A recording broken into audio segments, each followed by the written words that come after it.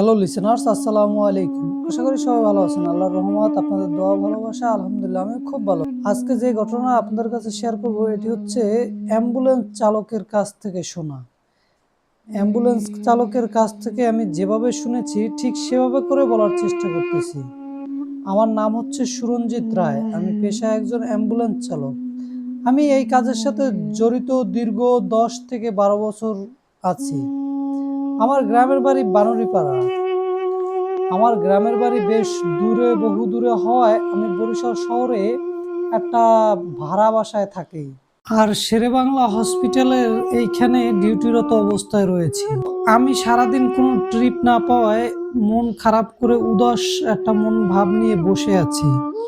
এটা দেখে আমার হেল্পার হাফিজ মিয়া আমাকে বলল, ওস্তাদ আপনি সারাদিন কিছু খানো নাই, কিছু করেনও নাই, আপনার মন খারাপ, সারাদিন দেখলাম কোনো কথা নাই মুখে, আপনার মন খারাপ, আপনি একটু বাসায় যান, বাসায় গিয়ে ফ্রেশ হয়ে তারপর আসেন। আমি হাফিজ মিয়ার কথা শুনে বাসায় গেলাম। বাসায় গিয়ে ফ্রেশ ট্রেশ হয়ে খাবার খেয়ে একবার রাতের প্রস্তুতি নিয়েই চলে আসলাম। তখন সময়টা ছিল ডিসেম্বরের 27 তারিখে। তো ডিসেম্বরের 27 তারিখ হওয়ায় বছরের শেষ, তখন ঠান্ডার একটা মৌসুম চলতেছে, বাহিরে প্রচন্ড শীত, কনকনে শীত পড়তেছে, বাহিরে ঠান্ডা পড়তেছে। এটা দেখে আমি শীতের পোশাক সবকিছু নিয়ে একবারে প্রস্তুতি নিয়ে তারপর চলে আসলাম। এসে তারপর হাফিজ মিয়াকে বললাম, হাফিজ মিয়া তুমিও বাসায় চলে যাও। একটা জিনিস বলে রাখা ভালো, হাফিজ মিয়ার বাসা আমার বাসা কাছাকাছি, খুব বেশি একটা দূরে না। হাফিজ মিয়ার বাসা থেকে আমার বাসার দূরত্ব বেশি একটা না। তো হাফিজ মিয়ার বাসায় যখন যেতে বললাম, হাফিজ মিয়া তখন আমাকে বলল, ঠিক আছে ওস্তাদ, আমি তাহলে যাচ্ছি, আমি গিয়ে খাবার খেয়ে রেডি হয়ে রাতের প্রস্তুতি নিয়ে চলে আসতেছি। আমি তখন বললাম, ঠিক আছে তাহলে তুমি চলে যাও। হাফিজ মিয়া তখন বাসায় গেল। বাসায় গিয়ে খাবার খেয়ে তারপরে রাতের প্রস্তুতি, শীতের পোশাক সবকিছু নিয়ে তারপরে আবার সে গাড়িতে আসলো। আমরা সারাদিনটা খারাপ কেটেছে। ওরা এখন সন্ধ্যার চারপাশে সন্ধ্যার আধার নেমে আসছে। আধার যখন নেমে আসছে সন্ধ্যার, আমরা তখন গাড়ির ভিতরে দুজনে বসে আছি। তখনও আমাদের কোনো কল আসতেছে না বা আমাদের কোনো ট্রিপ হচ্ছে না। এটা দেখে আমরা একটু উদাস মনে বসে আছি। তারপরে টাইম কাটানোর জন্য আমি হাফিজ মিয়াকে বললাম, হাফিজ মিয়া চলো আমরা লুডো খেলাই। তখন আমার ফোন থেকে আমি লুডো বের করে আমরা লুডো খেলতেছিলাম। ঠিক সেই মুহূর্তে আমার ফোনে একটা কল ভেসে আসলো। ভেসে আসার পরে আমি ফোনটা দেখলাম যে শেরেবাংলা হসপিটাল থেকে আমাকে ফোন দেওয়া হয়েছে। আমি ফোনটা রিসিভ করাতে অপর প্রান্ত থেকে হাসপাতাল কর্তৃপক্ষ বলল যে আপনি কি একটা লাশ নিয়ে মাধবপাশা যেতে পারবেন? আমাদের যে গাড়িগুলো রয়েছে সেগুলো এখন নেই। আশেপাশে দেখলাম আপনি আছেন লোকেশনে, সেজন্য আপনাকে ডাকলাম। তখন আমি সারাদিন কোনো কাজ না পাওয়ায়, সারাদিন কোনো ট্রিপ না হওয়ায় আমি এক চান্সই বলে ফেললাম, হ্যাঁ যাব। আমি জানতেও চাইলাম না যে কিসের লাশ বা কি। তখন উনি আমাকে হসপিটাল থেকে কিছু কাগজ আর কাগজের সিরিয়াল নাম্বার আর ঠিকানায় বলল। আমি ওই ঠিকানায় চলে গেলাম। চলে যাওয়ার পরে আমার হাতে কিছু কাগজ ধরিয়ে দিল। আমি সেই কাগজগুলো নিয়ে সেই ঠিকানায় চলে গেলাম। চলে যাওয়ার পরে দেখি এক বৃদ্ধ লোক কান্না করতেছে, কান্না কান্না কণ্ঠে বলতেছে, বাবা তুমি কি আমার ছেলেকে নিয়ে যেতে পারবে? তখন আমি বললাম যে হ্যাঁ কাকা যেতে পারবো। কোথায় যেতে হবে আমাকে বলেন। তখন ওই লোক বলল যে মাধবপাশা কুড়িগ্রামে যেতে হবে। আমি ভেবে দেখলাম যে মাধবপাশা কুড়িগ্রাম, এখন রাত বাজে 7টা, 7:30। তো ওইখানে যেতে আসতে আমার সময় লাগবে সর্বোচ্চ 5 ঘন্টা। তাহলে আমি 12টা-1টার ভিতরে আবার বরিশাল থাকতে পারবো। আমি বললাম, হ্যাঁ কাকা যেতে পারবো, কোনো সমস্যা নেই, চলেন। তখন ওই লাশ অলরেডি পোস্টমর্টম করা শেষ। পোস্টমর্টম শেষ করে তারপর প্যাকেট করে যখন দিয়েছে, তো প্যাকেটটা রক্তে ভিজে ভিজে ভিজে দাগ পড়ে আছে। আমি ওইটা দেখে জিজ্ঞেস করলাম কি হয়েছে। তখন ওই বৃদ্ধ লোকটা কান্না করতে করতে বলতেছে যে আমার ছেলেটা আজকে বাইক অ্যাক্সিডেন্ট করে মারা গেছে। এটা শুনে আমি বিদ্যালয়টাকে একটু সান্ত্বনা দেওয়ার চেষ্টা করলাম। আর তার সাথে দেখি আরো 5 জন রয়েছে। টোটাল লাশের সাথে 6 জন লোক রয়েছে। তারপর আমি তাদেরকে বললাম যে ঠিক আছে তাহলে লাশটা ধরাধরি করে গাড়ির ভিতরে তুলে দাও। গাড়ির ভিতরে লাশটা যখন তুলে দেওয়া হলো, তারা 6 জন, 3 জন, এই পাশে 3 জন ছিটে, ওই পাশে 3 জন ছিটে, 6 জন বসে রইল লাশের পাশে। আর আমি ও হাফিজ মিয়া দুজনে সামনের সিটে এসে বসলাম। গাড়ি স্টার্ট করে গাড়ি চালানো শুরু করে দিলাম। গাড়ি চলতেছে চলতেছে চলতেছে, রাতের আধার ছিঁড়ে বুক ছিঁড়ে চলতেছে চলতেছে। হঠাৎ গাড়ির ভিতর থেকে কিরকম যেন একটা পচা, মাংস পচা একটা গন্ধ, বিচ্ছিরি গন্ধ ছড়াচ্ছে। তো গন্ধটা সবাই পাচ্ছে।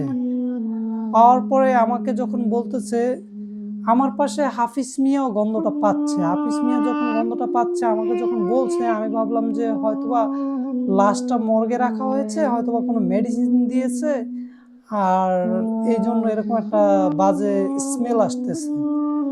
সেজন্য আমি হাফিজ মিয়াকে বললাম, হাফিজ মিয়া, তুমি হচ্ছে গাড়ির ভিতরে একটু স্প্রে করে দাও। তখন হাফিজ মিয়া গাড়ির ভিতরে স্প্রে করে দেওয়ার পরে আমাদের গাড়িটা বরিশাল সদর পার হয়েছে। পার হয়ে গড়িয়ারপাড় নামক একটা জায়গা আছে। সেই জায়গা থেকে যখন আমরা যাচ্ছিলাম, ঠিক সেই মুহূর্তে মনে হচ্ছে আমার গাড়িটা কেউ যেন ব্রেকে শক্ত করে চাপ দিছে, অথচ আমি ব্রেক চাপ দেইনি। গাড়িটা ব্রেকে চাপ দেওয়ার পরে মনে হচ্ছে সামনের চাক্কাগুলো ভেঙে যাওয়ার উপক্রম। এমন পরিস্থিতি দেখে এখন আমি যতই আমার গাড়ি সব ঠিক আছে, আমি আগেই বলেছি হাফিজ মিয়াকে যে, হাফিজ মিয়া, তুমি কি গাড়ি চেক দিয়েছো? হাফিজ মিয়া তখন দেখছে তেল, মোবিল, অয়েল সবকিছু ঠিক আছে। তাহলে গাড়ি এভাবে থেমে যাবে কেন? কি কারণে?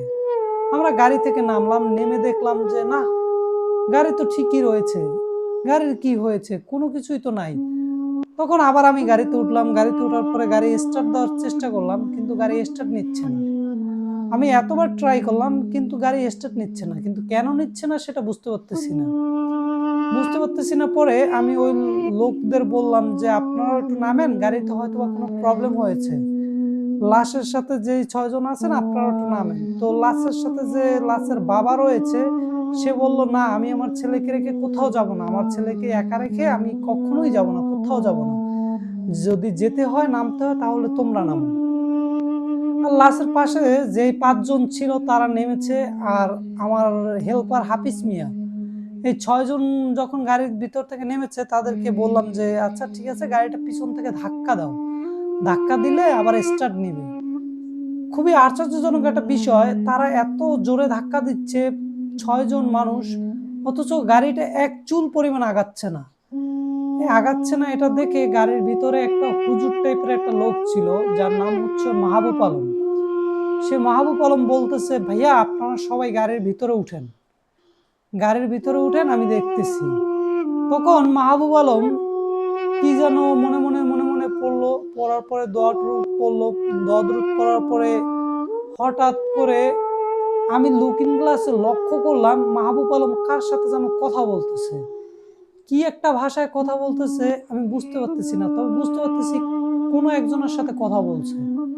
কথা বলার পরে এক পর্যায়ে মাহবুব আলম রাগ করার পরে ওই লোকের উপর রাগ করার পরে লোকটা ওইখান থেকে চলে যায়। এখন এক্সাক্ট ওইটা লোক ছিল নাকি আমি বুঝতে পারতেছি না, রাতের আধারে। তো বুঝতে না পারে আমি আর কোনো কথা বললাম না, আমি ওই বিষয়টা ওভাবেই রেখে দিয়ে আমি আর কিছু বললাম না। তারপরে কতক্ষণ পরে মাহবুব আলম আমার কাছে আসলো, এসে বললো, ভাইয়া, এখন আপনি বিসমিল্লাহ বলে গাড়ি স্টার্ট করেন। আমি যখন গাড়ি স্টার্ট করলাম, সঙ্গে সঙ্গে গাড়ি স্টার্ট হয়ে গেছে। আমি বুঝতেই পারলাম না যে আমার সাথে এতক্ষণ কি হয়েছে, আর কেনই বা গাড়ি স্টার্ট নিল না। আমার মনে হাজারো প্রশ্ন। আমি এই গাড়ির লেনে বিগত 10 থেকে 12 বছর কাজ করতেছি, আমার সাথে কখনো এরকম কিছু ঘটে নাই। আজ এই ফার্স্ট টাইম এরকম কিছু ঘটলো, আমি তো এটা ভেবে দেখে অবাক হয়ে যাচ্ছি। তখন আমি মাহবুব আলমকে জিজ্ঞেস করলাম যে, ভাইয়া, কি হয়েছে, যদি আপনি আমাকে একটু বলতেন।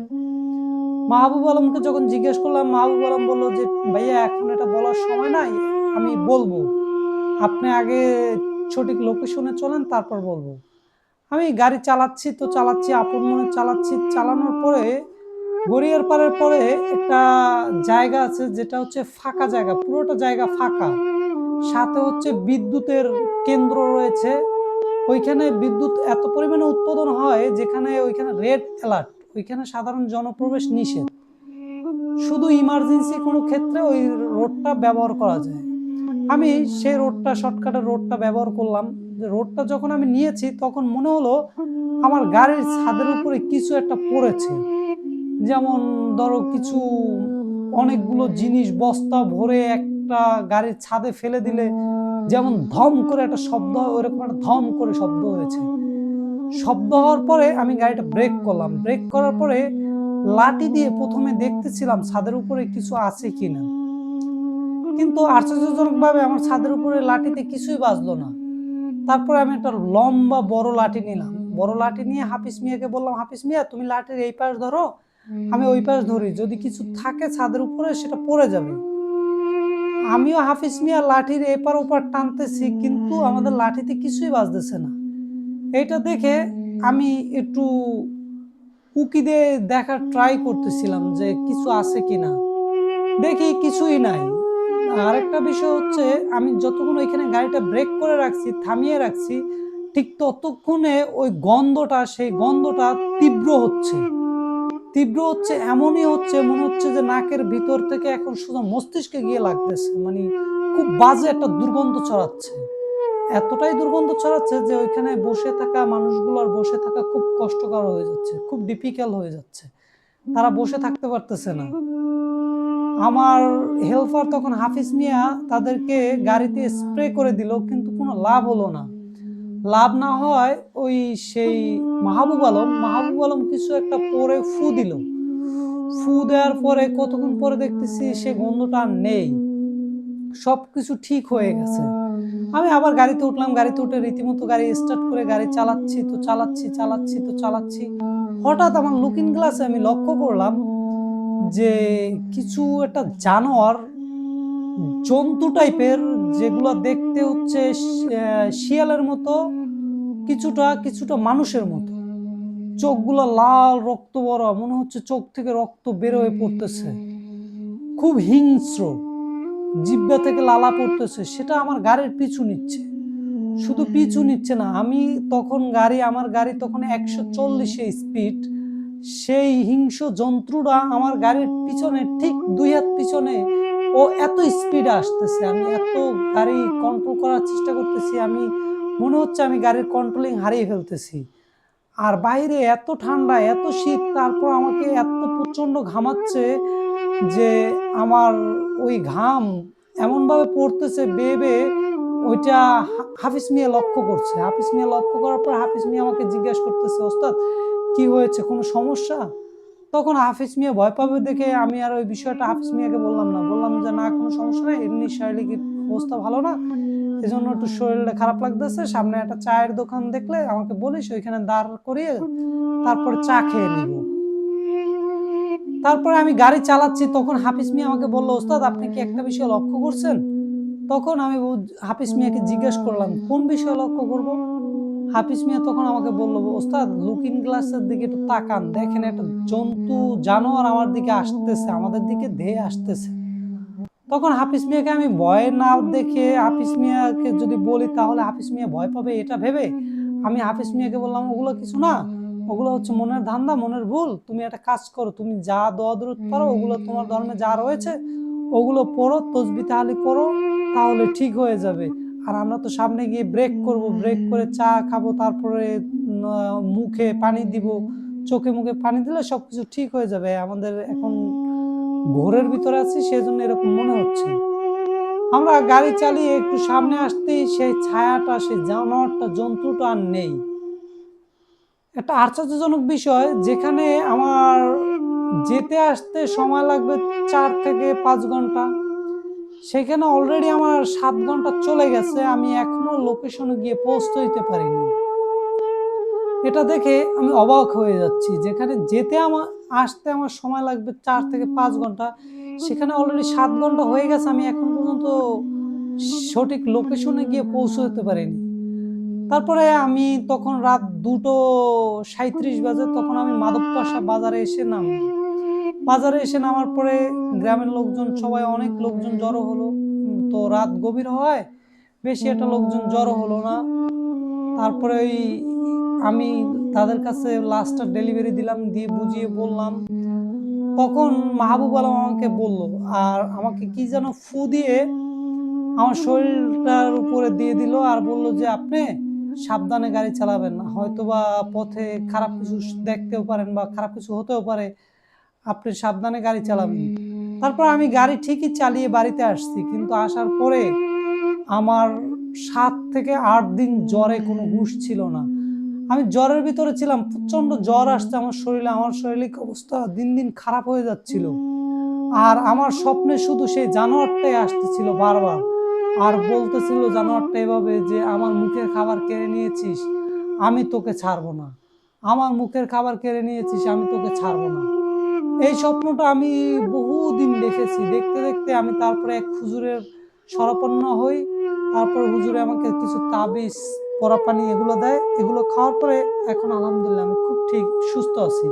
তারপর থেকে আমি এই অ্যাম্বুলেন্স চালক জীবনটা থেকে বাদ দিতে চেয়েছিলাম। এই পেশাটা চেঞ্জ করে আমি অন্য কিছু করতে চেয়েছিলাম, কিন্তু আমার আর হয়ে ওঠে নাই। আমি যে অ্যাম্বুলেন্সের প্রেমে পড়ে গেছি, সেজন্য আবার আমি অ্যাম্বুলেন্সে এখন আবার চাকরি করতেছি। সবাই আমার জন্য দোয়া করবেন। ভালো থাকবেন, সুস্থ থাকবেন। আসসালামু আলাইকুম।